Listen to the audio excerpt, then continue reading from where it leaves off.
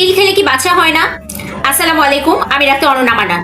আমার লাস্ট কয়েকটা ভিডিওতে আপনারা অনেকে অসংখ্যবার আমার কাছে জানতে চেয়েছেন যে আপু আমি আগে 1 মাস 2 মাস বা অনেকে বলেছেন 6 মাস 7 মাস পিল খেয়েছি, তাহলে কি এখন আমি বাচ্চা নিতে চাচ্ছি, আমার কি বাচ্চা হবে না? প্রথম কথায় আসি, পিল খেলে বাচ্চা হবে না এই ধরনের কোনো যুক্তি বা কথা মেডিকেল সায়েন্সের কোথাও নেই। যেটা হতে পারে যে পিল ছেড়ে দেওয়ার পরে বাচ্চা কনসিভ হতে কয়েক মাস সময় লাগতে পারে, অর্থাৎ আপনি এখন নিতে চাচ্ছেন, কনসিভ হচ্ছে না, 3 মাস 4 মাস বা 6 মাস পরে স্বাভাবিক পর্যায়ে এসে আপনি বাচ্চা কনসিভ করতে পারবেন।